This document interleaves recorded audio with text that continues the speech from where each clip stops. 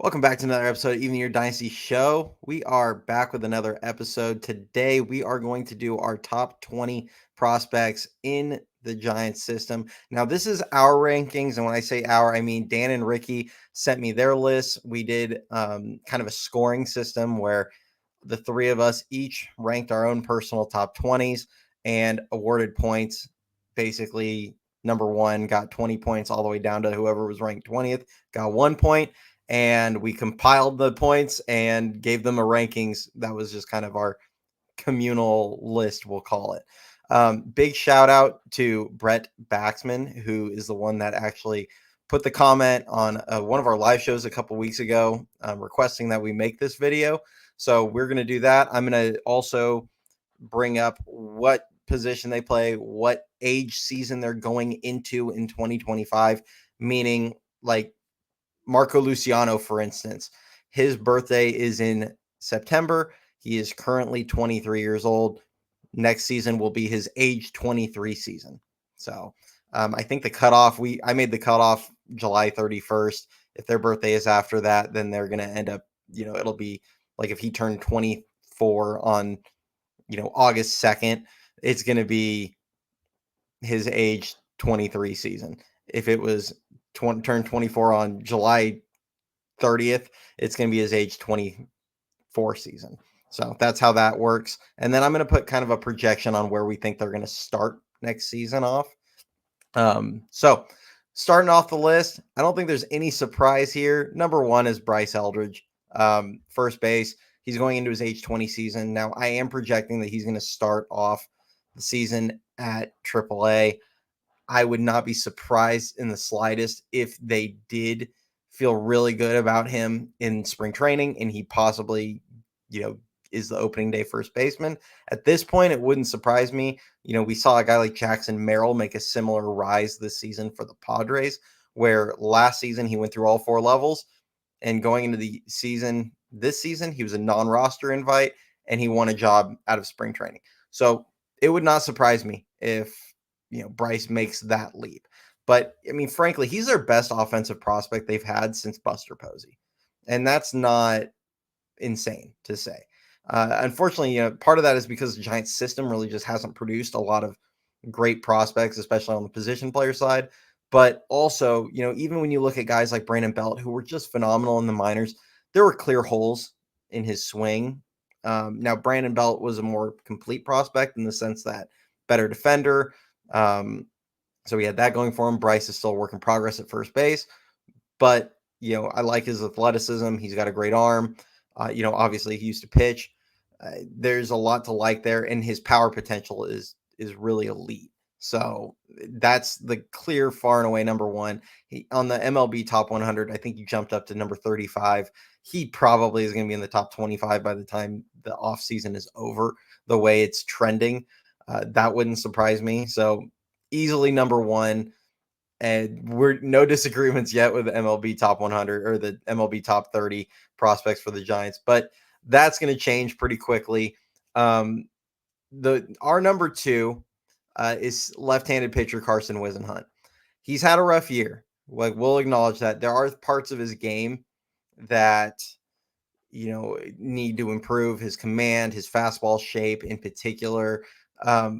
But we do value things like having an elite tool. And his changeup might be a top 10 pitch in baseball the second he takes a major league mound. He gets absurd rates of swing and miss with that. It's so good where he can, guys can almost be sitting on it and still not hit it. He does need to improve the other things, but having that elite tool, number one, it raises his floor, but it also raises his ceiling. So when we made these lists, we had to kind of,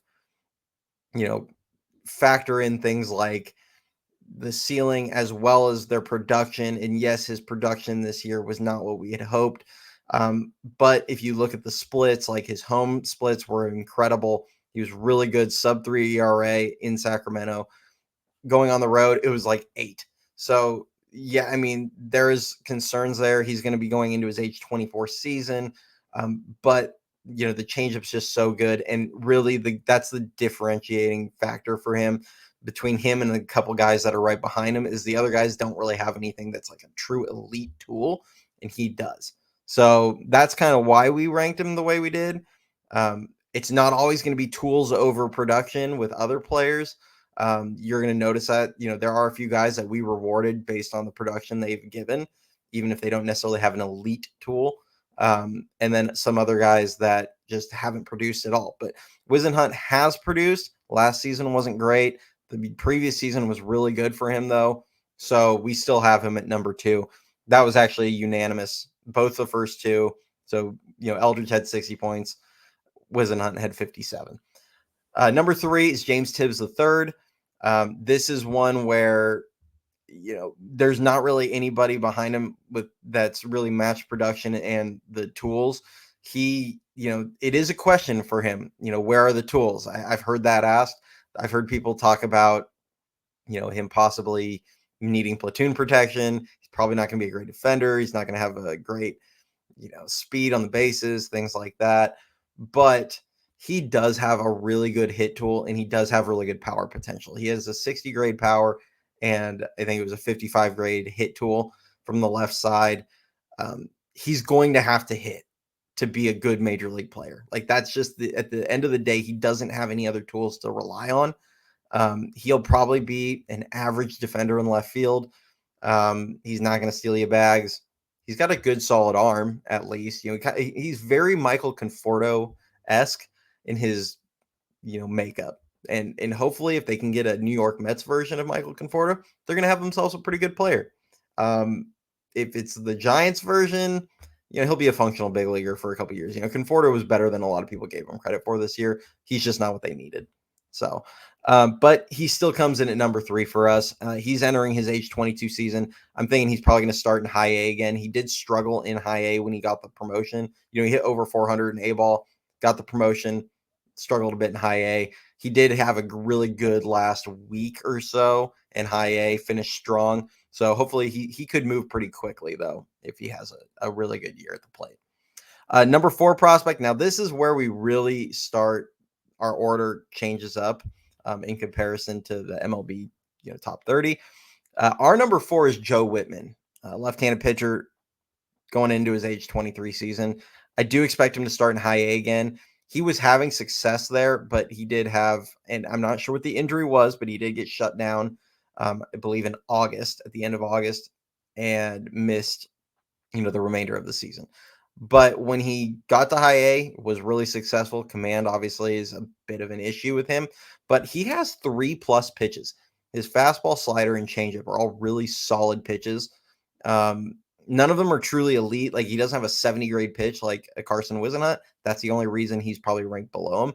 But I probably have more confidence in him becoming at least a solid pitcher than Whisenhunt, just because, or a solid starting pitcher, I should say, just because I do like his pitch mix, his overall pitch mix, more than I like Whisenhunt's. Whisenhunt, though, I do think will be, at the very minimum, will end up being a really good reliever if he can't, adjust the fastball shape and command a little better. So, but Whitman, he was our number 4. He ended up with 53 points. So we did actually have a little discrepancy, and I'm going to put all of our lists, our personal lists, down in the description, just in case anybody's wondering, how we all ranked each guy. Next on the list, Dakota Jordan was number 5. He came in with 45 points. Outfielder going into his age 22 season. He's going to be probably an A ball. He only got 7 at bats there, and then had some sort of injury pop up where, there was only like a week left in the season, and it shut him down for the rest of the year. This is where it's very much a tools thing. This is huge projection. He has swing and miss, but he's got massive speed and massive power. And because of those things, this is obviously a huge projection. He's a guy that could end up, very kind of Von Braun-esque in the sense where he could end up like number 2 on the list next season, or he could also be like way down in the 20s.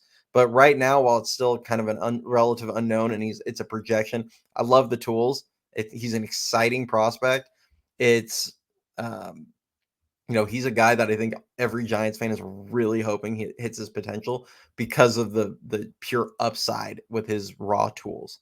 So we'll see more of him next season. I think he'll probably start in A ball, but we'll see kind of how that goes. Number 6 was Walker Martin, who again, this is kind of a tools thing. I know we all kind of differed on how we ranked him. He was in between 5 and 7 with all of us, though. He also got 45 points. The reason Jordan got the tiebreaker is because he actually had the of between the three of us, he ended up with the highest ranking on one of the lists. So that's what I used as a tiebreaker. But Walker Martin, shortstop, going into his age 21 season, he'll probably start in San Jose as well in A ball. He's a tough one because he did have a really tough season making contact, a lot of whiffs, a lot of strikeouts. Um, when he came out, he had a 55 grade hit tool. That doesn't scream a guy that's going to have a lot of swing and miss issues. And now the difference in level of competition from playing in Colorado high schools, which is notoriously not as good as necessarily other parts of the country, and then coming all the way up to pro ball, maybe that's part of the issue. And as he adjusts, it's going to, level itself out and become more of a reasonable number. But he did show some things in his time, especially with the power and some of the other tools. Like he has solid speed, he's got big time power. Um, he can use foul line to foul line. Like there's a lot of things that I really like in his game, and he might not stick it short. There's talk that he may have to go to third or second eventually. We'll see. He didn't look bad at short. It's just questionable on whether or not he'll stay there or not. But this is certainly a tools thing. This is why, and it's hard because a lot of the guys behind him, we have a lot of toolsy guys in the top of the system that a lot of them haven't really put up elite production yet. So it's all just kind of projection with the early parts of this list. Next on the list was Rainer Arius, outfielder. He's going into his age 19 season. I think we're going to finally see him in full season ball next season. He'll be probably an A ball to start the year. He is, super advanced hit tool, has the ability to probably stick in center field. Good arm, good glove, good above average speed, and just an intelligent player. And we'll see, if this is a guy that might jump really high on the list once he stays healthy. But unfortunately, he suffered 2 wrist injuries in back-to-back seasons. That has kind of hampered his development a little bit. So hopefully he can stay healthy. I think this is going to be the first order of business next year, and we'll go kind of from there. But we had him kind of ranked all over. Some of us had him as high as 6, some had him as low as 9th, but he ended up coming in with 41 points at number 7. Now Reggie Crawford was probably one of the most polarizing guys on the list. He came in at number 8, left-handed pitcher. He's going into his age 24 season. He's going to be on the IL all season because of a torn labrum. If we're just ranking off tools, it's going to look closer. I'll just say Dan and Ricky had him a little higher than I did. He actually dropped all the way down to 14 for me personally, but that had to do with the labrum issue. This is a guy that by the time he pitches again and is himself again on a mound, he's going to be 25, maybe even 26, depending on how long it takes for it to heal and for him to get back to 100%. So that unfortunately factored into my ranking personally. But if we're going off tools, like they're dead right. Like his arm is explosive. He had a ton of success this season in AA and then AAA before they had to shut him down. He looked like he was going to make the major league roster at some point this season with how he was pitching in June. Unfortunately, the arm injury, took him out for the rest of the season, which is unfortunate. Hopefully they can find a way to get him healthy because that's been the biggest issue for him is staying on the field. But time will tell on that one. Number 9 prospect, Bo Davidson. This is probably the big shocker. He's down in the mid 20s on MLB.com. Maybe we're jumping the gun a little bit on him, but this is a guy that went undrafted. He's an outfielder, 23, going into his age 23 season. I think he'll start in high A. He absolutely destroyed A ball this last season and the complex league. He's got some pretty good speed. He's got some really high bat speeds that he's producing. In the fall league game yesterday, he just hit 111 miles an hour, a double. There's a lot to like with him. And I think he's a sneaky, really good prospect. He does a lot of good things. Like he's a guy that might eventually develop into an everyday player. Like I don't think he's a guy we're talking about as a, just hopefully he's a bench piece. Like he's got a lot of really sneaky tools where he could be a really good player down the road. So that was the first kind of jump that we saw was Bo Davidson. Next one is Jacob Christian. Had him at number 10. Outfielder, 22 years old. He'll probably start in A-ball. He's ranked, I think, 21st on the top 100. And, maybe we've got a little bias going. He jumped on the show with us. He was a great interview there. But we do really like, especially his power potential. And I just, getting to know his makeup a little bit, like I feel pretty good on him about him as a player going forward. So, and I think we all kind of do. So we had him ranked a little higher, not to mention there's some guys down in front of him that we think are just way overrated as far as how they're ranked by the MLB top 100 or MLB top 30 for the pipeline. Number 11 prospect we had was Trevor McDonald, right-handed pitcher, age 24 season. I project him in the majors. He made his debut the last game of the season. I do think he might start in AAA, but I do think at the least we might see a Landon Roop type development where he's in as like a bulk guy in the pen going to the season. But as we saw, really good arm, good stuff. I have concerns as far as how his throwing motion, what the durability is going to look like for him. He's already had some arm trouble coming up, but the stuff is really good. And so we're all pretty high on him. I think he's going to end up being a really solid pitcher for a while.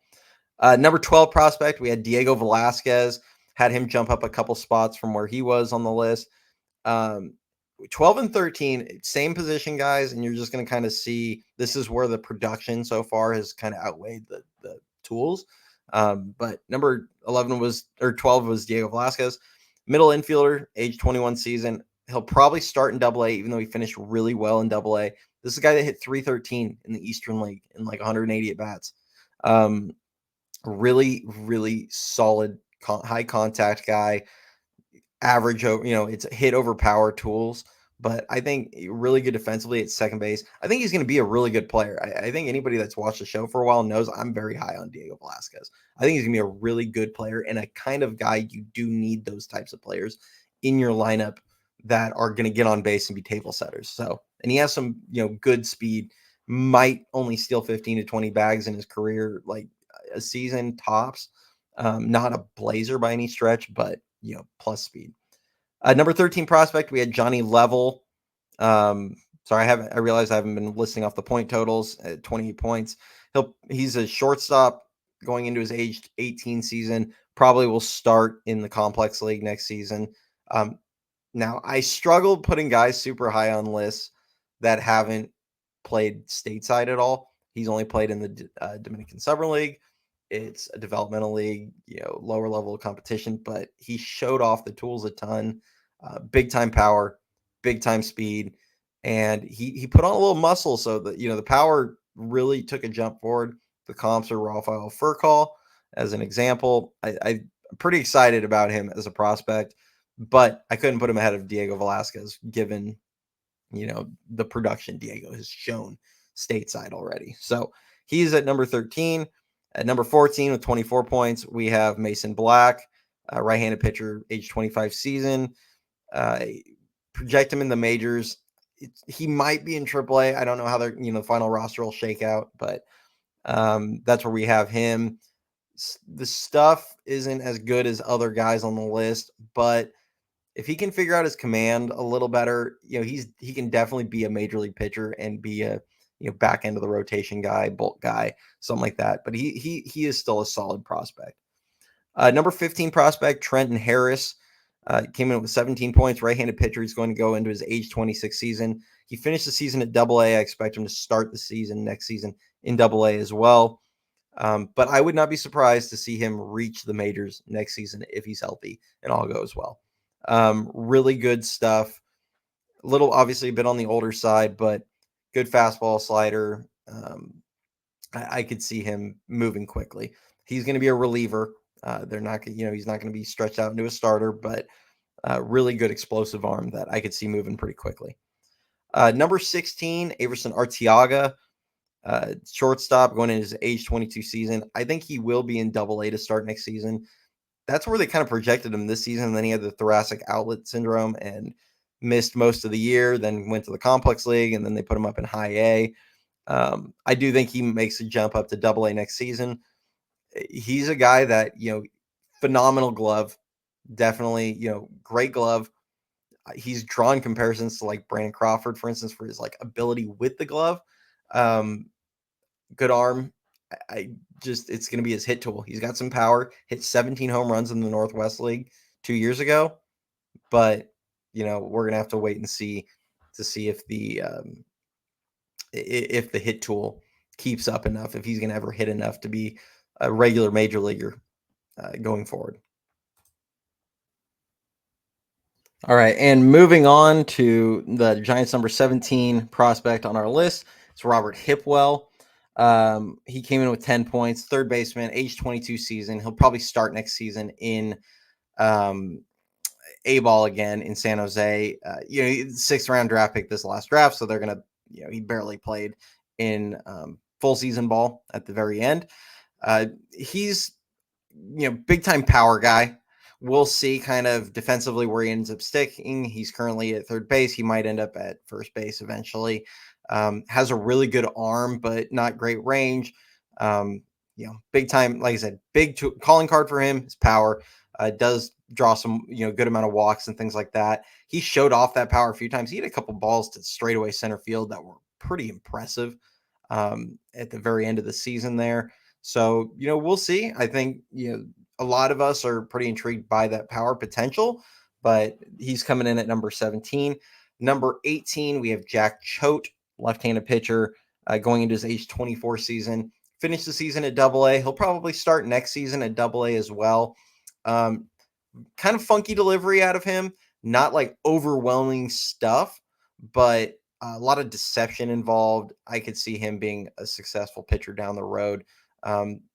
There are guys lower, on that in the system that are like lower on our list that we like the overall stuff better, but I like his deception. He still has a good pitch mix, but his upside's probably a bit more limited. So he comes in at number 18. He had 8 points. Number 19, we had Jonah Cox with 7 points, outfielder going into his age 24 season. I could see him starting in Double A, but I do think he starts next season in High A again. Struggled quite a bit once he got the promotion there. He hit well over 300 in A-ball, and he went to Double A or went to High A, and I think he hit about 220, 230. A lot of struggles there. I think they're going to want to see a little more out of him at that level. But the reason he is as high as he is the speed. You look at a guy like Wade Meckler, for instance, hits the ball pretty well, has plus speed, but doesn't do a lot kind of with that speed. Kind of poor defensively, hard to find a position. And I struggle with putting a guy like Meckler on the list where, and it's nothing against him, but I struggle to put a guy that is basically a hit tool only. Don't have a place for him defensively yet.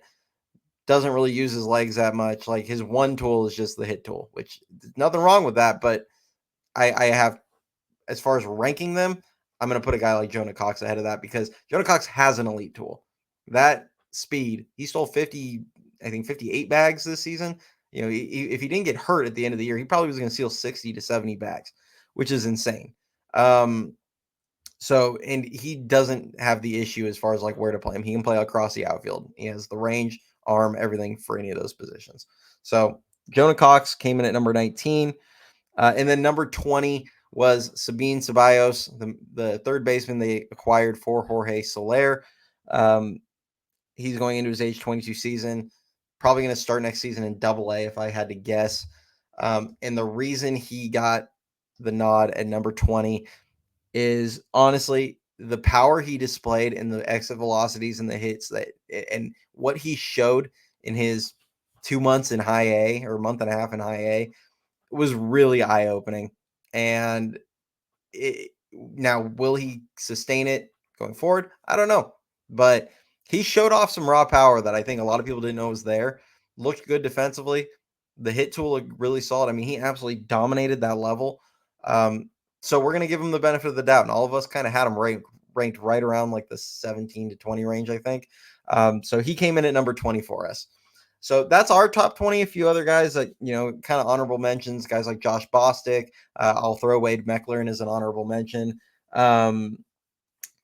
some guys like Oliver Tejada, Jesus Alexander, some of the guys that are kind of in the DSL still that we just want to see more out of in like stateside in full season ball. So a few other guys that kind of got honorable mentions there. Other than that, as always, we appreciate everyone's support. If you haven't already, do like the video, subscribe to the channel. And if you made it this far, we will tell you that come Friday, and I'll send out a tweet with an announcement. But for those of you that saw some of the Twitter interactions or X interactions, you probably know who our guest is going to be this week. I do not know for sure if it's going to be a live show. It might be more of an interview setting, but we may do it as a live show. It's going to be up to him, but we are going to have Jeff Young joining us. So for those of you that don't follow Jeff already, please do. His he's an editor for the Round the Foghorn and with Fansided. He does a podcast with Brooke Knudsen. I think it's called Pitchers Park Podcast. So go check that out as well. But Jeff brings just a wealth of knowledge covering the Giants. He's going to join us on Friday. So you're going to definitely want to catch that show. We're going to get his feelings on a lot of things, whether some of it's going to be the Giants prospects. He's big on them. We'll see kind of what his thoughts are on some of these guys and who he's a big fan of. We're going to also, of course, talk about what his thoughts were of the Farhan Zaidi tenure as a whole. Posey is the president, all sorts of different things. What needs he sees that this team needs. We're going to go over a whole ton with Jeff. So it's going to be a lot of fun. Come check us out on Friday. I'm hoping it's going to be live. I just don't know for sure. It's going to be kind of up to him on that one. So appreciate everybody. Catch you all on Friday, and go Giants.